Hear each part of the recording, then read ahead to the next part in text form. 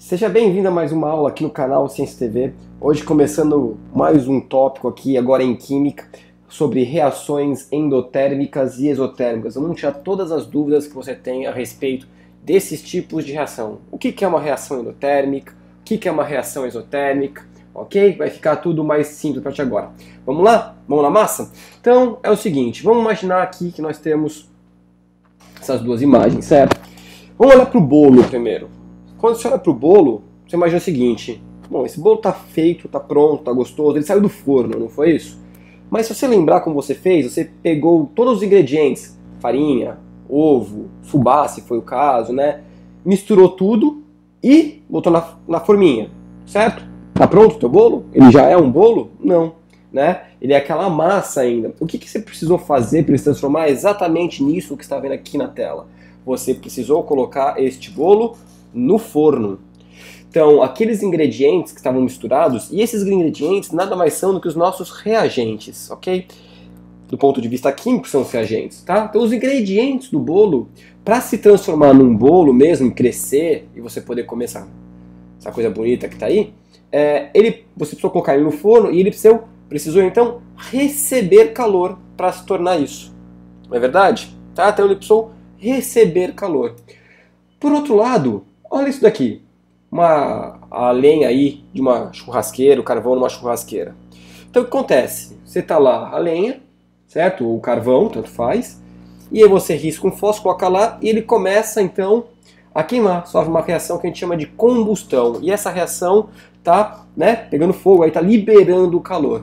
Então qual que é a grande diferença entre esses dois exemplos que eu estou trazendo para você? A diferença é que esse cara aqui, para poder acontecer, ele precisa, receber calor, tá? Recebe calor aqui para poder acontecer, perfeito? Nessa outra imagem aqui, né, a combustão no caso, é uma reação, então, que a gente está falando que ela, libera calor, certo? E é importante a gente lembrar qual que é a diferença que existe entre calor e temperatura. Retomando, dá uma olhadinha nas aulas de física aqui do nosso canal, tem uma aula específica sobre isso, certo? Mas retomando de maneira rápida, tá? Calor, o que é temperatura? Primeiro, temperatura temperatura nada mais é do que a energia cinética média de cada átomo, de cada molécula que constitui um dado sistema.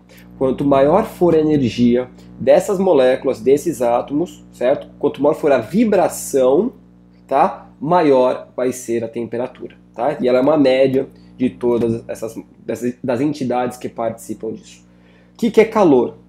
Calor só faz sentido utilizar o termo calor quando a gente pensa em energia fluindo de um sistema para outro, ou seja, um trânsito de energia, tá? Então, retomando, se eu tenho um sistema A e tenho um outro sistema B, a temperatura de A, tá? Então, θA e θB. Se nós dissermos que a temperatura de A é maior que a temperatura de B, a energia do A vai ser transferida, parte dela para o B, né? Então vai depender de algumas coisas aqui, até atingir equilíbrio térmico, tá? E essa transferência de energia é o que nós vamos chamar de calor, perfeito? Tá? Só retomando essa história então de energia, de calor, né? E de temperatura, tá? Então nós estamos falando agora em fluxo de energia, certo? Então voltando aqui, temos duas reações, uma que recebe calor, outra que libera calor, e a partir de agora a gente vai dar um tratamento um pouco mais formal a respeito disso. Espero que tenha ficado claro. Existem todas as reações que existem, elas estão relacionadas com energia.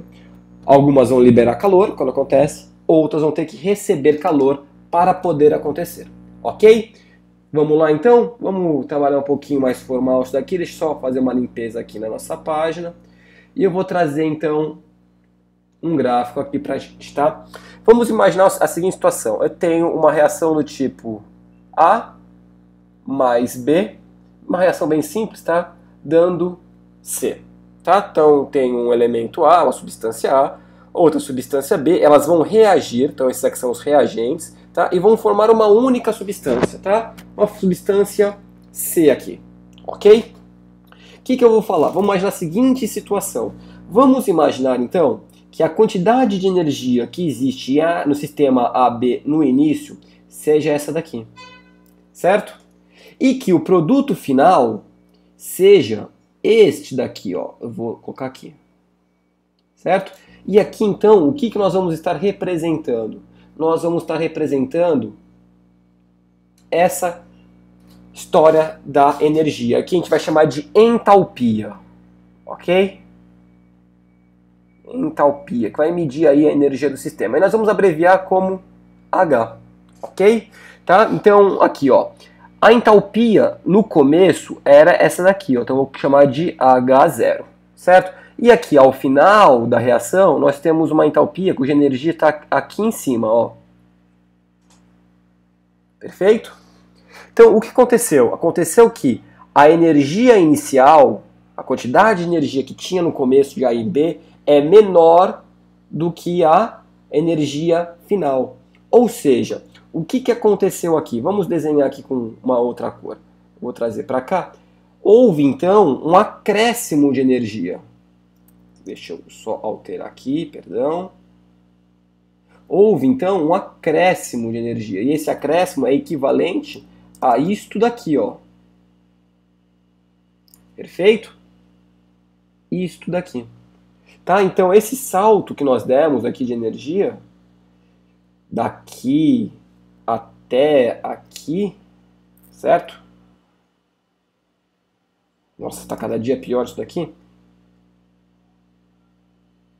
Não vai ficar, né? Vou ter que fazer aqui assim mesmo, ó. Tá? Então, agora ficou melhorzinho. Então, este acréscimo de energia é o que a gente vai chamar, ó, de delta. Lembra o que significa delta? Delta significa variação. Delta H. E como que se calcula toda a variação, né? Sempre que você encontrar a letra grega delta, que significa variação, sempre significa aquilo que é final menos aquilo que é inicial.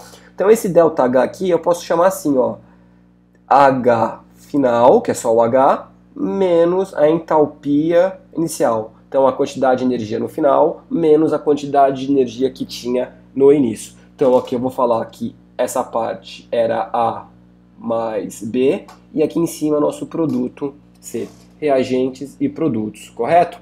Bom, repara numa coisa.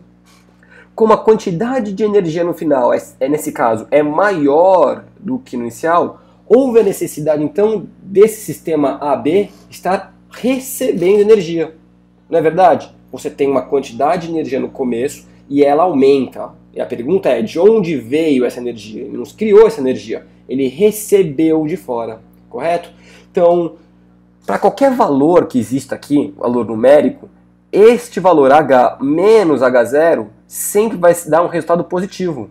Por quê? Porque H é maior que H0. Tá com dúvida? Vamos substituir por um número. Vamos imaginar que aqui valha 1000, tá? Joules, que é a unidade de energia, e que aqui valha 100 joules. Vamos imaginar essa situação. Perfeito? Se você fizer a variação de entalpia, vai ser a energia final, que é 1000. Então, nesse caso, para a gente aqui, ó, 1000, menos a quantidade de energia que tinha no início, que é 100. E, portanto, isso daqui vai dar 900. 900 joules. Isso aqui, ó, é positivo. Então, ó, quando o nosso ΔH, a nossa variação de entalpia, ela for positiva, o que isso significa? Significa que o sistema está recebendo energia, está entrando energia no sistema.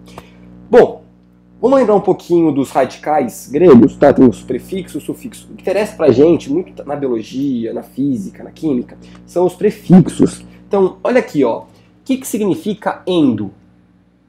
Endo significa para dentro, certo? Algo que está entrando. E o que significa exo? Exo significa para fora. Ou seja, aquilo que é para dentro está sendo absorvido. E aquilo que você coloca para fora, você está liberando. Nesse caso, Se eu tenho um ΔH positivo, eu percebi aqui que esse sistema AB recebeu uma certa quantidade de calor. Se ele recebeu, portanto, só pode ser uma reação endotérmica, né? Vamos até deixar tudo juntinho, bonitinho, ó. Endotérmica. Ok? Tá? Recapitulando então, se o nosso ΔH for positivo, significa que o produto tem uma quantidade de energia maior que a dos reagentes, e para ter conseguido isso, ele tem que ter então recebido uma certa quantidade de calor, ok? ΔH positivo, reação endotérmica, ok? Bom, e do contrário, vamos trazer aqui um outro gráfico. Vamos imaginar agora o contrário dessa situação. Vamos imaginar que no começo nós tenhamos, perdão, tortura de novo aqui, nós tenhamos essa quantidade aqui de calor, certo? E após a reação, o que acontece é que os produtos vão ter uma quantidade menor. Então, ó, olha o que aconteceu. Desceu, ficou feio. Eu vou até apagar aqui, ó, no cantinho, só pra gente ficar um pouquinho mais fácil. Pronto. Ok, agora ficou melhor, né? Vamos lá. Então nós temos aqui, então, deixa eu voltar aqui, os produtos, os reagentes, dando um produto final. E olha o que aconteceu com o produto final aqui, ó. A quantidade de energia dele é menor. Vamos notar aqui, aqui possui uma certa quantidade de energia, aqui tem uma quantidade final de energia, e se nós formos calcular essa história de ΔH, que sempre vai ser final menos inicial, a entalpia inicial, lembrando aqui, né, que aqui é a nossa entalpia, o que nós vamos ter aqui nesse caso? Nós vamos ter um valor que, se subtrair deste, pelo fato de H ser menor do que H0, eu sempre vou obter um resultado negativo. Tá com dúvida? Vamos substituir por valores numéricos. Vamos lá. Vamos imaginar aqui, agora vamos trocar, vamos fazer um pouquinho diferente. Vamos imaginar que aqui valha 10 joules. E aqui valham 2 joules. Perfeito? Se eu for calcular meu ΔH para essa situação hipotética aqui, no final eu tenho 2 joules, menos a minha entalpia inicial, que era de 10 joules. Portanto, o meu ΔH vai ser 2 menos 10, olha, menos 8.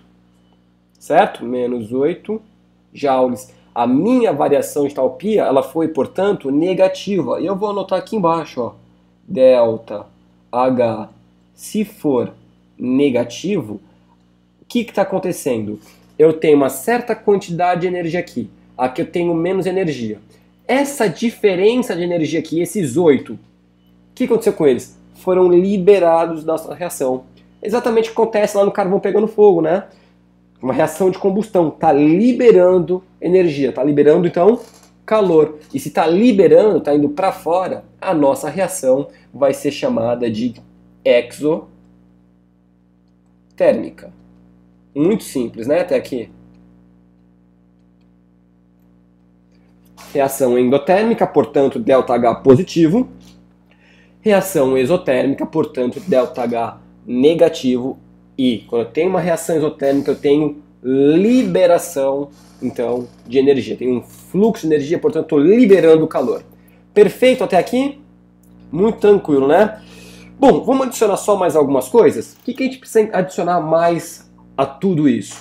O que é energia de ativação e o que é o uso de um catalisador, ok? Então, ó, eu vou estar apagando aqui, vou limpar um pouquinho essa nossa página, que está bem suja, e vou trazer pra gente mais um gráfico aqui, certo? Eu vou fazer basicamente aquilo que você já viu até o momento. Eu vou imaginar uma reação, vou pegar uma reação endotérmica, tá? Que tem que absorver calor para poder acontecer. Tem uma certa quantidade de energia aqui. e absorvendo calor, no final eu vou ter uma certa quantidade de energia maior. Perfeito? Tá? Então a reação se processaria daqui para cá. Como eu tinha desenhado, isso aqui na verdade não acontece. Por que isso não acontece? Tudo bem, eu estou trazendo um gráfico aqui de reação endotérmica, mas eu gosto de trazer um exemplo prático, na verdade, de uma reação isotérmica. Vamos voltar para a ideia do churrasco, tá? Você vai dar um churrasco aí na sua casa. Aí você bota lá o carvão, tá? Na churrasqueira e bota a carne em cima. O que vai acontecer a partir disso? Vai sair calor do carvão? Não. Simplesmente não vai acontecer porque você não ativou a reação de combustão. Então, para a reação começar, elas precisam de uma energia de ativação. Aqui, ó, eu vou mudar a cor da minha caneta e vou mostrar essa energia de ativação em azul. Então, ó, a reação para acontecer deveria acontecer, e agora vai ser difícil de desenhar, deveria acontecer e aconteceria isso daqui assim, certo? Bom, o que aconteceu? Eu precisei fornecer algo a mais de energia, uma quantidade a mais aqui, ó, que é isto daqui. E tudo isso de energia a mais, ó, se eu marcar aqui, se eu marcar essa diferença, essa energia a mais aqui é o que a gente vai chamar de energia de ativação. Perfeito? Deixa eu ficou um pouquinho ruim. Ativação. Ok? Tá? Então, o que é essa energia de ativação? Eu coloquei lá o meu carvão. Tá? Me fugiu o nome aqui, né? Me fugiu a palavra. Esse período de férias de janeiro aqui me deixa meio lesado. Peguei o carvão e joguei na churrasqueira. Se eu só ficar olhando para ele, não vai acontecer nada. Então o que eu preciso fazer? Riscar um fósforo e joguei lá. Então, para aquilo lá liberar calor, né, eu precisei fornecer calor. O fósforo pegando fogo está fornecendo uma certa quantidade de calor. Então isso nada mais é do que a minha energia de ativação. Mas se você parar para pensar bem, ainda mais aqui no Brasil, que o carvão brasileiro é de baixa qualidade, que tem muita umidade, se você riscar simplesmente o fósforo e jogar lá, dificilmente vai pegar fogo, certo? O que normalmente as pessoas fazem? Jogam ou álcool ou jogam óleo de cozinha. E aí sim, então você joga o álcool, molha, embebe o carvão em álcool, risca o fósforo e aí você coloca o fósforo lá. Aí pega mais, a churrasqueira acende com maior facilidade, não é isso? Qual é a diferença, né? Com e sem álcool? Olha só, esse traçado, esse traço aqui que eu fiz azul, da energia de ativação aqui, tá? É sem o álcool. Se você jogar o álcool, o que o álcool vai fazer? Ele vai acelerar, né, essa reação química. Então ele vai estar atuando, sem interferir no produto final, que é a reação de combustão. Então toda reação de combustão completa, vamos dizer assim, que você tem combustão completa e incompleta. Na reação de combustão completa ocorre a liberação de gás carbônico, CO2, e água, tá? Eu vou só deixar anotado aqui para a gente lembrar, nunca é demais, né? Ó, na reação de combustão completa. O que eu vou ter? Eu vou ter alguma coisa reagindo X mais oxigênio, dando CO2 mais água. E na incompleta, tá? Qual é a diferença? Combustão incompleta. O que eu vou ter aqui é X, né? Mais reagindo com oxigênio, dando monóxido de carbono mais água. Tá? Então a diferença entre a combustão completa e a combustão incompleta é que na combustão completa nós liberamos dióxido de carbono e na combustão incompleta liberamos monóxido de carbono. Ok? Tá? Tudo isso liberando calor ao mesmo tempo. Deixa eu apagar tudo isso aqui que eu fiz. Já que a gente retomou esse conceito, deixa eu limpar isso daqui. Perfeito. Ok, vamos lá, deixa eu ver qual o tamanho aqui. Bom, Então, voltando aqui, reação de combustão, liberou isso daqui. Quando eu joguei álcool, né, eu acelerei o processo que eu estava te falando, então esse álcool atuou como um catalisador. Tá? No nosso exemplo aqui. E qual é a definição de catalisador? Catalisador é aquilo que acelera a velocidade de uma reação química sem interferir no produto final. Essa é a definição. A gente pode fazer uma pergunta em relação a isso. A questão é, como que ela faz isso? Né? Por que que ela acelera esta velocidade de reação? Para te explicar isso, eu vou fazer o seguinte, eu vou mudar a cor da minha caneta, eu vou trazer aqui para um laranja, e olha o que vai acontecer. Quando você tem aqui os seus reagentes e você precisa de tudo isso daqui de energia de ativação, quando você coloca um catalisador aí na parada, o que vai acontecer? Ó, você vai precisar de uma energia de ativação, ó. Então eu vou anotar aqui para você, ó. Energia de ativação. Repare uma coisa. A energia de ativação aqui, com o catalisador, é muito menor do que sem catalisador. Não é verdade? Olha lá, essa aqui é toda a energia, olha o tamanho dela, tá? É minha energia de ativação sem catalisador, e aqui é minha energia de ativação com o catalisador. Então vamos retomar a ideia de catalisador. Catalisadores, eles aceleram a velocidade de uma reação química sem interferir no produto final dela, fazendo o quê? Diminuindo a energia de ativação da reação. É assim que um catalisador atua.